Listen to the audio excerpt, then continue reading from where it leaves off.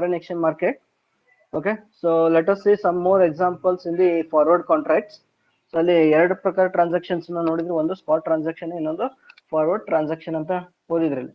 Spot transaction ಒಳಗಡೆ ಏನಾಕಿದ್ರಲ್ಲೇ, so immediate currency exchange ಆಗ್ತಾ ಇತ್ತಲ್ಲ. So whatever the price, whatever the exchange rate at the market price, so ಆ ಪ್ರೈಸ್ಗೆ ಏನಾಕಿದ್ರಲ್ಲೇ ಕರೆನ್ಸಿ ಎಕ್ಸ್ಚೇಂಜ್ ಆಗ್ತಾ ಇತ್ತು. But in case of forward rate, so ಇಲ್ಲೇನಾಗಿತ್ತು, ಫಾರ್ವರ್ಡ್ ಕಾಂಟ್ರಾಕ್ಟ್ ಒಳಗಡೆ, so exchange of currency takes place in the future days ಅಂತ ಇದೆ. So ಭವಿಷ್ಯದ ದಿನಗಳಲ್ಲಿ so exchange of currency takes place at a predetermine price ಅಂತ ಇದೆ. So ಮುಂಚಿತವಾಗಿ ಯಾವ ರೀತಿ ಒಪ್ಪಂದ ಮಾಡ್ಕೊಂಡಿರ್ತಾರೆ ಆ ಬೆಲೆಗೆ ಏನಾಗುತ್ತಲ್ಲ ಮುಂದಿನ ದಿನಮಾನಗಳಲ್ಲಿ ಕರೆನ್ಸಿ ವಿನಿಮಯ ಆಗ್ತೈತಿ ಅಂತ ಹೇಳಿದ್ವಿ ನಾವು. ಆಮೇಲೆ ಕೆಲವೊಂದು ಎಕ್ಸಾಂಪಲ್ಸ್ ನೋಡಿದ್ವಲ್ಲ, ಏನೋ ಫಾರ್ವರ್ಡ್ ಪ್ರೀಮಿಯಮ್, ಫಾರ್ವರ್ಡ್ ಡಿಸ್ಕೌಂಟ್ ಅಂತ ಇದೆ. ಫಾರ್ವರ್ಡ್ ಪ್ರೀಮಿಯಂ ಅಂದ್ರೆ if the forward rate is more than the spot rate, then it is called forward premium ಅಂತ ಇದೆ. ದಿ ಫಾರ್ವರ್ಡ್ ರೇಟ್ ಅಂದ್ರೆ ಮುಂದಿನ ದರ ಸದ್ಯದ ದರಕ್ಕಿಂತ ಹೆಚ್ಚಾಗಿದ್ರೆ ಅದಕ್ಕೆ ಏನಂತ ಕರಿತೀವಿ ನಾವು, ಫಾರ್ವರ್ಡ್ ಪ್ರೀಮಿಯಂ ಅಂತ ಇದೆ, ಪ್ರೀಮಿಯಂ ಅಂತ ಹೇಳ್ತೀವಿ ನಾವು. ಡಿಸ್ಕೌಂಟ್ ಅಂತಂದ್ರೆ forward, if the forward rate is less than the spot rate, so ಮುಂದಿನ ದರ ಸದ್ಯದ ದರಕ್ಕಿಂತ ಕಡಿಮೆ ಇದ್ರೆ ಅದಕ್ಕೆ ಏನಂತ ಕರಿತೀವಿ ನಾವು, ಡಿಸ್ಕೌಂಟ್ ಅಂತ ಕರಿತೀವಿ ನಾವು.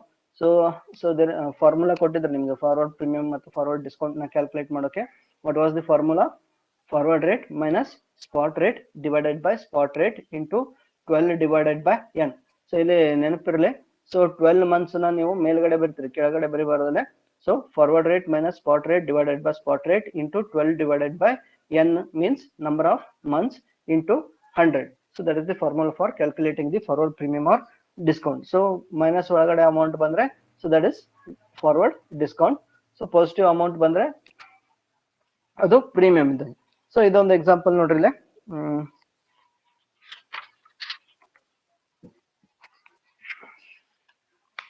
ಇಲ್ಲಸ್ಟ್ರೇಷನ್ 4 ಏನಂತ ಕೊಟ್ಟಿದ್ರಲ್ಲ, spot rate of a euro. Euro ಯಾವ ದೇಶದ ಕರೆನ್ಸಿ ರೀ?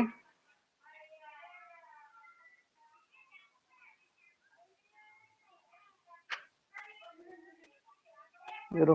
ಸೊ ಇಲ್ಲಿ ನೋಡ್ರಿ, spot rate of the euro is 90.5.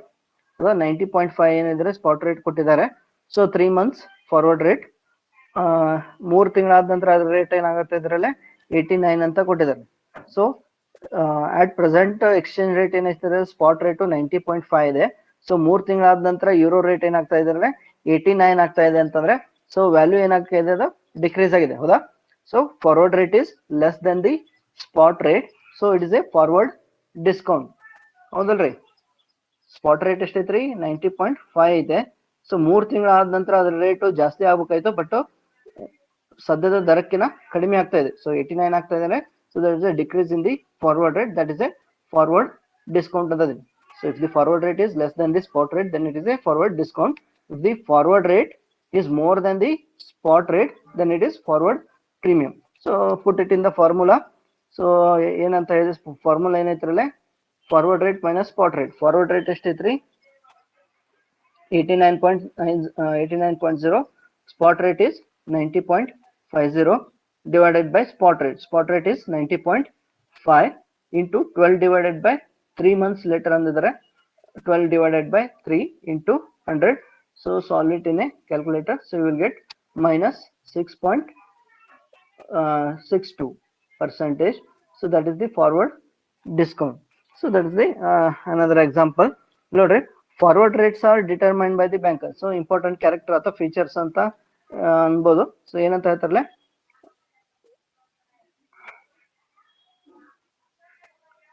So ಈ ಫಾರ್ವರ್ಡ್ ರೇಟ್ ಅನ್ನು ಯಾರು ಡಿಟರ್ಮೈನ್ ಮಾಡ್ತಾರಲ್ಲ, so it is determine by the banker ಅಂತ ಇದೆ.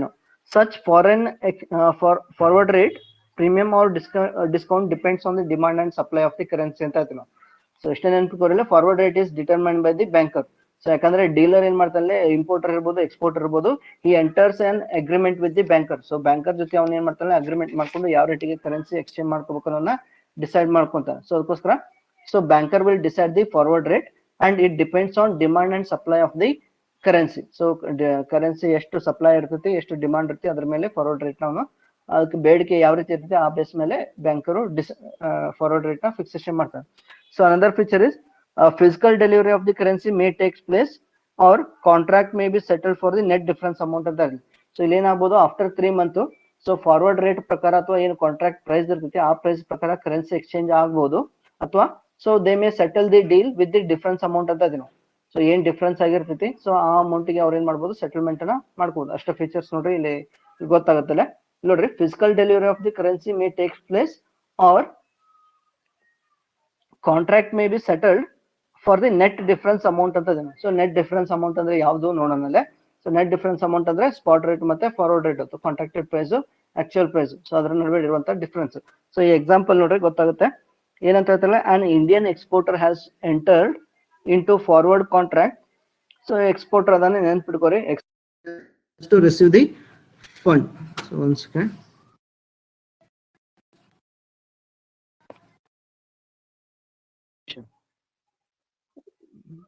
ಬಂದ. ಸೊ ಇಲ್ಲಿ ನೋಡ್ರಿ ಇಂಡಿಯನ್ ಎಕ್ಸ್ಪೋರ್ಟರ್ ಏನ್ ಮಾಡ್ಕೊಂಡ್ರಿ ಇಲ್ಲಿ ಕಾಂಟ್ರಾಕ್ಟ್ ಒಳಗನ್ನ ಮಾಡ್ಕೊಂಡ ಏನಂತ to sell $1 lakh after 3 months at the rate of ₹62.50. ಹೌದಾ. ಸೊ ಎಕ್ಸ್ಪೋರ್ಟರ್ ಅಂತಂದ್ರೆ ಏನ್ರಿ ಏನ್ ಎಕ್ಸ್ಪೋರ್ಟ್ ಮಾಡತ್ತಂದ್ರೆ $1 lakh ನ ಮಾರ್ತಾ ಇದ್ದಾನೆ. ಸೊ ಎಷ್ಟು 3 ತಿಂಗಳ ನಂತರ ಯಾವ ರೇಟಿಗೆ 62.5 after 3 months on the date of the maturity ಅಂದ್ರೆ 3 ತಿಂಗಳ ಆದ ನಂತರ ಮಾರ್ಕೆಟ್ ಪ್ರೈಸ್ ಏನಾಗುತ್ತೆ ಅಂತ ಹೇಳ್ತಿರಲ್ಲ. If the market price of the dollar is ₹62. So ಒಪ್ಪಂದ ಮಾಡ್ಕೊಳ್ಳುವಂತ ಟೈಮ್ ಒಳಗಡೆ ಏನೈತ್ರಿ 62.5 ಏನ್ ಮಾಡ್ತಾ ಇದ್ದಾನೆ ಅವ ಕಾಂಟ್ರಾಕ್ಟ್ ಮಾಡ್ಕೊಳತ್ತಾನ. ಸೊ ಬ್ಯಾಂಕರ್ ಜೊತೆ. So I will sell the $1 lakh at the rate of 62.5 after 3 months. So market price ಏನೈತ್ರಿ ಅದೇ 62 ಇದೆ. ಹೌದಾ.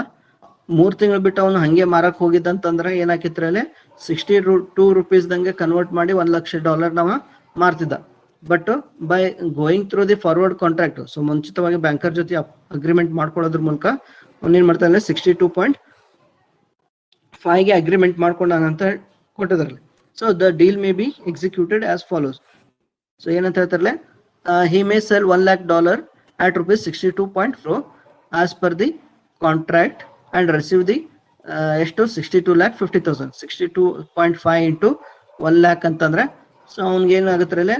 ಸೊ 3 ತಿಂಗಳ ಆದ ನಂತರ ಅವ್ನ ಏನ್ ಮಾಡ್ಬೋದು ಅಗ್ರಿಮೆಂಟ್ ಪ್ರಕಾರ 62.5 rupeesಗೆ ಕನ್ವರ್ಟ್ ಮಾಡಿ ಮಾರಾಟ ಮಾಡ್ಬೋದು. ಸೊ ಮಾರಾಟ ಮಾಡಿದ್ರೆ ಎಷ್ಟು ದುಡ್ಡು ಬರ್ತೈತ್ರಿ ಅವ್ನಿಗೆ 62,50,000.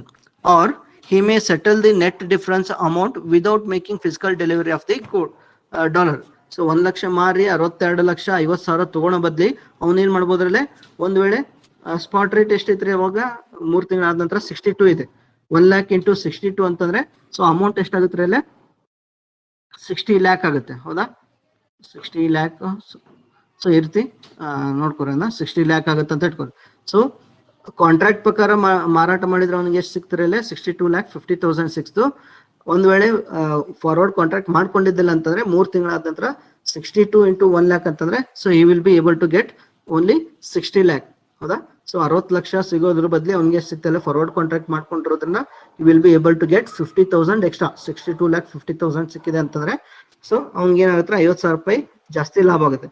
ಸೊ ಜಾಸ್ತಿ ಲಾಭ ಆದಾಗ ಅವ್ನ ಏನ್ ಮಾಡ್ಬೋದಲ್ಲೇ so either he may go for complete transfer of the currency. So ಇಡೀ 1 ಲಕ್ಷ ರೂಪಾಯಿನ ಅವ್ನ ಏನ್ ಮಾಡ್ಬೋದಲ್ಲೇ 62.5 ಗೆ ಕನ್ವರ್ಟ್ ಮಾಡ್ಕೊಂಡು ಟ್ರಾನ್ಸಾಕ್ಷನ್ ಸೆಟಲ್ಮೆಂಟ್ ಮಾಡಬಹುದು. Are only he may receive the balance difference. So ಯಾವ ಡಿಫರೆನ್ಸ್ ಅಮೌಂಟ್ ಇಲ್ಲಿ 62,50,000 ಇದು 60 lakh ಏನ್ ಬಂದಿದೆ ಅಲ್ಲ. ಸೊ ಇದ್ರ ಡಿಫರೆನ್ಸ್ ಎಷ್ಟಾಗುತ್ತೆ ಅಲ್ಲೇ 50,000. ಸೊ 50,000 ನನಗೆ ಏನ್ ಮಾಡ್ರಿ ನೀವು ಲಾಭ ಆಗೈತಿ ಸೊ ಅದನ್ನ ಕೊಟ್ಬಿಟ್ರಿ ಅಂತ ಹೇಳ್ತಾನೆ. ಸೊ ಆ ರೀತಿನೂ ಕೂಡ ಅಲ್ಲಿ ನಾವು ಸೆಟಲ್ಮೆಂಟ್ ನ ಮಾಡ್ಕೋಬಹುದು. ಸೊ ಇಲ್ಲಿ ನೋಡ್ರಿ ನೆಟ್ ಡಿಫರೆನ್ಸ್ ಅಮೌಂಟ್ ಅಂತಂದ್ರೆ ಏನು. So spot rate on maturity. Spot rate on maturity ಎಷ್ಟೈತ್ರಿ ಇಲ್ಲ 62 ಬಂದಿದೆ. ಹೌದಾ. Spot rate on maturity is 62 minus forward rate. Forward rate ಎಷ್ಟೈತ್ರಿ 62.50. 62.50 ಮೈನಸ್ 62 ಅಂತಂದ್ರೆ 0.50. So that is the benefit ಅಥವಾ ಅವನಿಗೆ ಪ್ರಾಫಿಟ್ ಆಯ್ತಿರದೆ. ಸೊ 0.50 into 1 lakh ಅಂತಂದ್ರೆ he will be get 50,000 profit. So amount is paid to the contract close without delivering the dollar. So ಇಡೀ 1 ಲಕ್ಷ ನಾವು ಏನ್ ಮಾಡಂಗಿಲ್ಲ ಅವಾಗ ಟ್ರಾನ್ಸ್ಫರ್ ಮಾಡೋದಿಲ್ಲ because he is a speculator. Speculator ಜೊತೆ ತರ ಕೆಲಸ ಮಾಡೋದ್ರಿಂದ 50,000 ಕೊಟ್ಬಿಟ್ರೆ difference amount so transaction close ಮಾಡ್ತಾನೆ. ಅದಾಯ್ತಲ್ಲ, forwards may be use for trading purpose and also for speculation activity. So forward contracts ನ ಇದಕ್ಕೋಸ್ಕರ ಯೂಸ್ ಮಾಡಬಹುದು. It may be use for trading purpose or it may be use for speculation activity ಅಂತ ಹೇಳ್ತೀನಿ. So ಎರಡು ಕಾರಣಕ್ಕೋಸ್ಕರನು ಕೂಡ ನಾವೇನ್ ಮಾಡ್ಬೋದಲ್ಲ, ಬಳಕೆ ಮಾಡ್ಕೋಬಹುದು ಅಂತ ಹೇಳ್ತೀನಿ. ಸೊ ಇದು ನೋಡ್ಕೋರಿ. ಸೊ ಏನಾದರೂ ಡೌಟ್ಸ್ ಇದ್ರೆ ಕೇಳ್ರಿ ಇದ್ರ ಬಗ್ಗೆ. ಸೊ ಇದನ್ನ ಶೇರ್ ಮಾಡ್ತೀನಿ ನಾನು. ಸೊ ಇದೊಂದು ಎಕ್ಸಾಂಪಲ್ ಕೊಟ್ಟಿದ್ದಾರೆ ಅಲ್ಲೇ. So from the point of view of the importer. So ಇದನ್ನು ಕೂಡ, ಸೊ ಇದನ್ನ ನೋಡ್ಕೋರಿ. ಸೊ ಏನಾದರೂ ಡೌಟ್ಸ್ ಇದ್ರೆ so we will discuss in the next class.